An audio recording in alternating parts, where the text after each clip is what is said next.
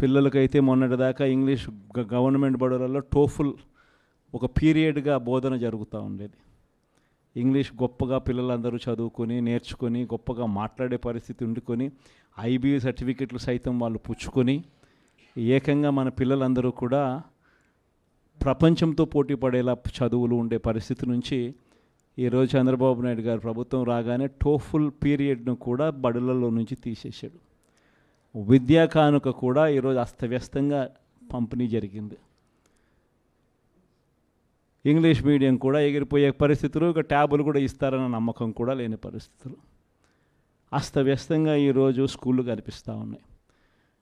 మధ్యాహ్న భోజనం కూడా రోజుకొక మెనూతో గోరుముద్దు ఇచ్చే కార్యక్రమం కూడా అస్తవ్యస్తంగానే తయారైంది.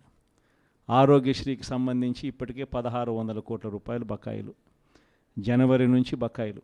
మామూలుగా జనవరిలో ఏదైనా బిల్స్ జనరేట్ అయితే ఫిబ్రవరిలో బిల్స్ ప్రాసెస్ చేసి మార్చిలో మామూలుగా బిల్స్ ఇచ్చేస్తాం. అంతకన్నా ఎప్పుడు డిలే ఎప్పుడు ఉండదు. కానీ మార్చిలో కోడ్ వచ్చింది. కోడ్ వచ్చిన వెంటనే బిల్స్ అన్నీ పూర్తిగా ఇవ్వడం మానేసినారు.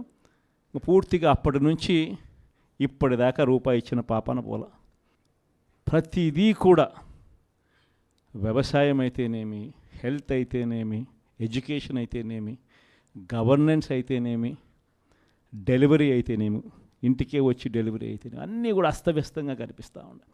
లా అండ్ ఆర్డర్ అయితే పూర్తిగా రెడ్ బుక్ పాలన జరిగిపోతూ ఉంది. అసలు లా అండ్ ఆర్డర్ ఉందా లేదా అనేది కూడా నమ్మకం కూడా ఎవరికి కలగడంలో, ఇష్టం వచ్చినట్టుగా ఎవరికి గ్రామంలో కక్షలు ఎవరికి ఉన్నా కూడా వాళ్ళ కక్షలు తీర్చుకునే దానికోసం వీళ్ళు చంద్రబాబు నాయుడు గారి ప్రభుత్వం సపోర్ట్ చేస్తూ ఉండడం ఇవే జరుగుతూ ఉన్నాయి. ఇంతటి దారుణంగా ప్రభుత్వంలో పరిపాలన సాగుతూ ఉంది. కాబట్టి ఈ 5 ఏళ్ళు నేను ఒకటే మీ అందరికీ కూడా చెప్తా ఉన్నా. ఈ 5 ఏళ్ళు నేను కష్టాలు ఉండవు అని చెప్పను, కష్టాలు ఉంటాయి. మనల్ని విపరీతంగా వాళ్ళు హెరాస్మెంట్ కూడా చేస్తారు, అది కూడా నేను చెప్తా ఉన్నా, ఉంటాయి, కాదని నేను అనడంలా. ఇన్ఫ్యాక్ట్ నా పరిస్థితి మీ అందరికీ కూడా తెలిసే ఉంటుంది. 16 నెలలు నన్ను జైల్లో కూడా పెట్టినారు. కష్టాలు ఉండవని నేను చెప్పను, అటువంటి కష్టాలు కూడా నేను చూసిన.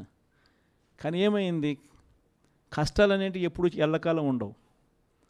ఒక చీకటి వచ్చిన తర్వాత వెలుతురు రావడం అన్నది దేవుడు క్రియేట్ చేసిన సృష్టిలో ఖచ్చితంగా జరగాల్సిన కార్యక్రమం.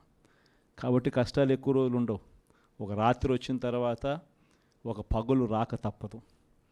ఈ 5 ఏళ్ళు కూడా కన్ను మూసుకుంటే అయిపోతుంది. ఎన్ని కష్టాలు వచ్చినా మళ్ళీ 5 ఏళ్ళకి 2029లో మళ్ళీ మనమే వస్తాం.